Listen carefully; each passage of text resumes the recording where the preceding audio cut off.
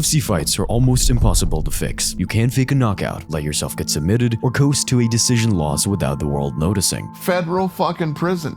You're gonna go to federal prison. But despite this, fighters and coaches continue to try to this very day, so much that it's deep rooted in the sport. People are preying on lower level fighters who don't make a lot of money. And it ends the same, being investigated by the FBI, and in the worst cases, jail time. So just why are UFC fights so difficult to fix, and why do people keep trying?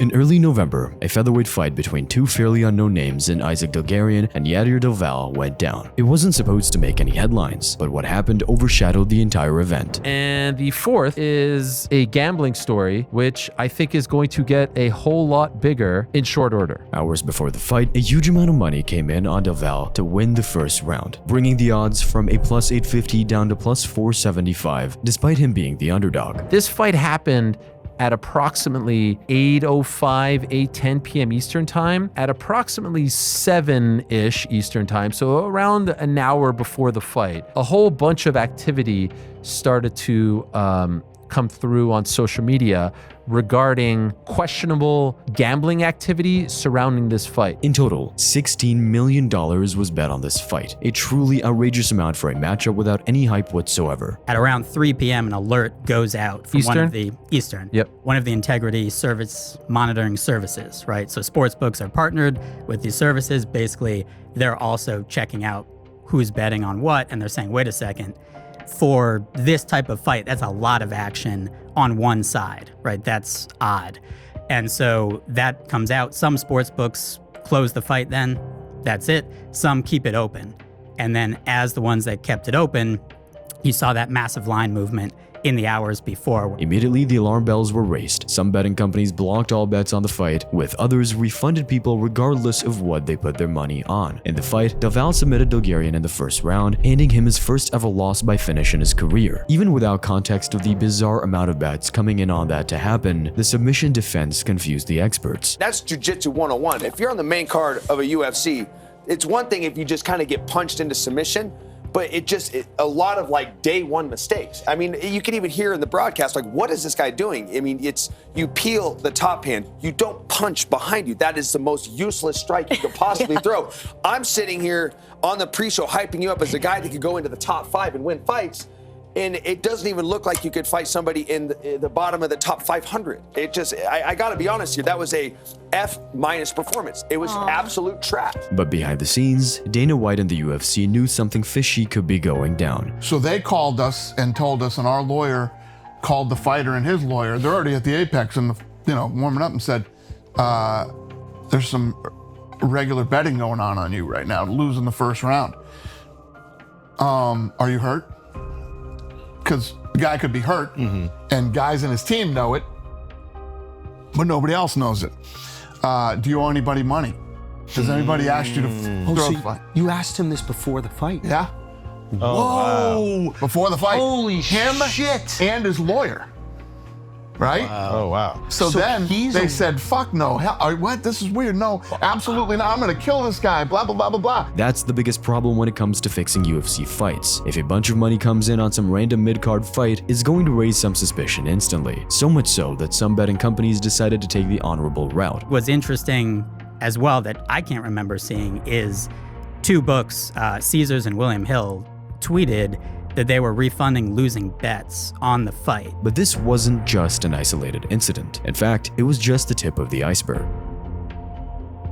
I got a text last night which read, "Hey man, I saw you talking about people getting approached to throw fights. Wanted to chime in and say that, yeah, gamblers have approached me and I told them no. They offered me about 100K or so.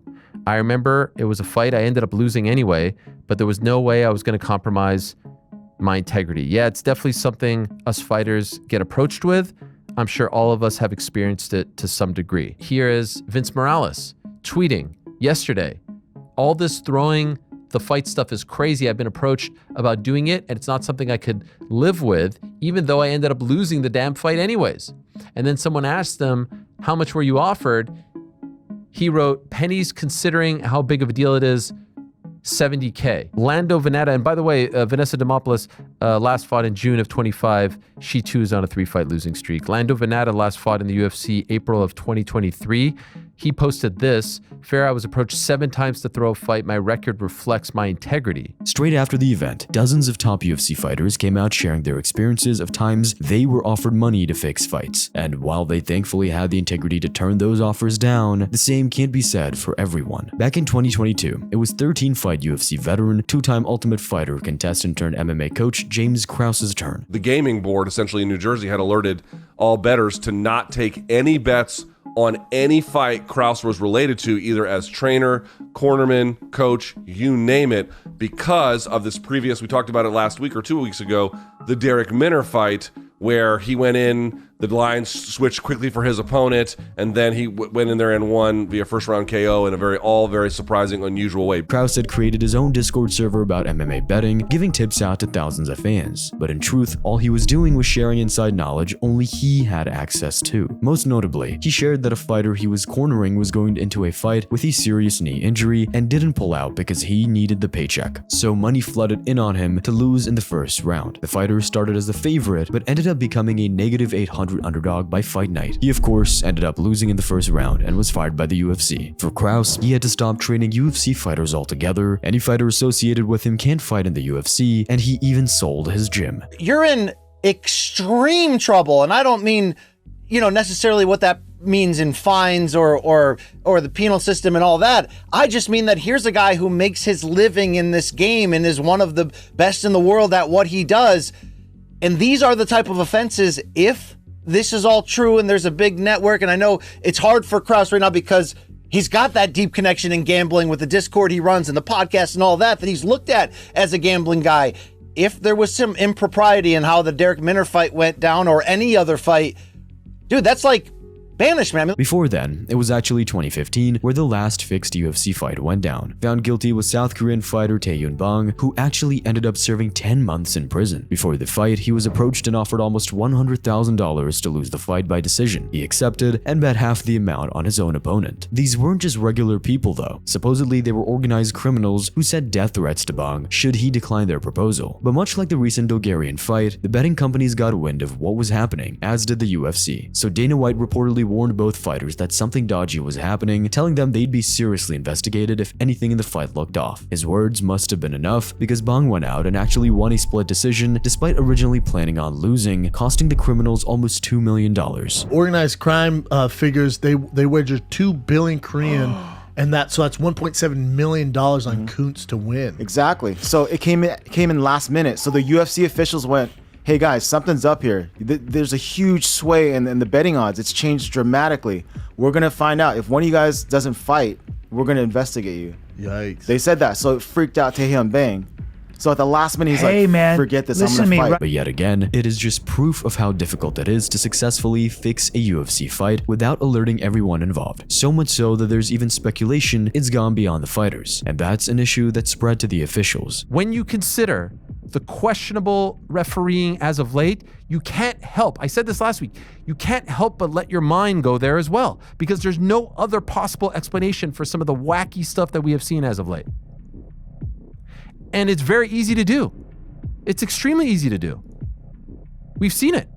We've now seen it in broad daylight multiple times. In fact, the only known times UFC fights have been fixed and people got away with it is in the very early days. Supposedly, Mark Hall was paid by Don Fry and his team to throw a fight back in 1996. The other notorious case was in 1995 where Oleg Taktarov scored a 9-second submission over his opponent Anthony Macias. The problem was, Macias was a training partner and had the same management team as Taktarov. Rumor goes that everyone involved knew Taktarov was the superior fighter, and with the winner going on to face Tank Abbott that very same evening, it made sense for Taktarov to get through without any damage. Despite this going down at UFC 6 in 1995, it remains the fastest submission in UFC history to this day. One issue has always been how the UFC betting has been treated differently in comparison to more traditional sports. In wider MMA, it was much more common for shady moments like this to happen in Pride, where there were fewer regulations, the influence of the Yakuza, and much more temptation. In Pride, I can say this now because Pride, they treat me.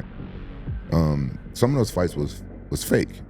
Straight up. Some of the fights are fake. I've never done one. I never done a fake fight. But perhaps the biggest problem above even betting regulators becoming aware is just how physically difficult it is to fool the world in the actual fight.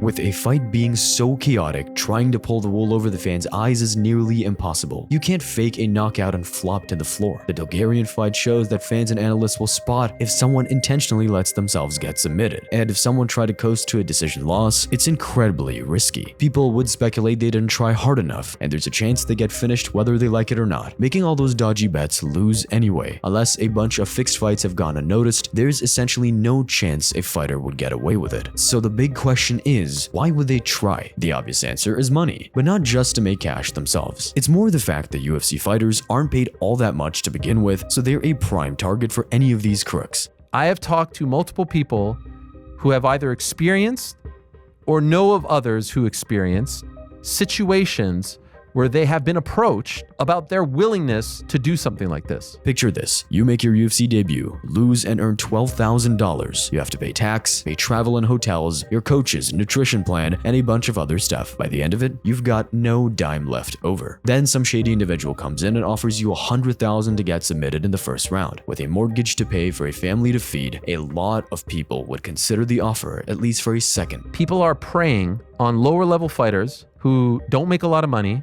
who are in tough spots, who are fighting in the major leagues, and they're offering them a quick fix. They're not going to like the top dogs, but they're offering a quick fix to the lower level fighters. How prevalent is this? I can't tell you, but I've now heard it multiple occasions in my conversations over the past 24 plus hours. For contrast, the average weekly wage of a soccer player in the English Premier League is $80,000. It would take a newcomer to the UFC winning 3 fights in a row at 12-12 to end up close to that amount. Of course, that would take a year, in which time the soccer player has made over $4 million.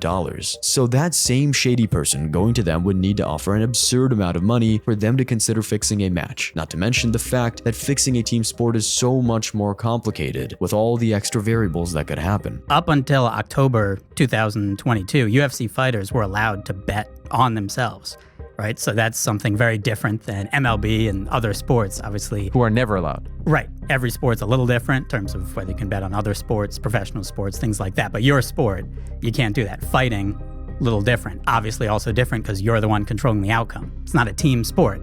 Just one person. So in short, UFC fighters are prime targets. They have a big platform, but oftentimes not a bunch of money, are in more control of the outcomes, and at the end of the day, it's the fight business. Whether it's boxing, MMA, or anything else, prize fighting has always been tainted with being a little shady. And even though the UFC is a mega company on ESPN and Paramount worth billions of dollars, people are still going to try and mess with the fights, even if it is near impossible.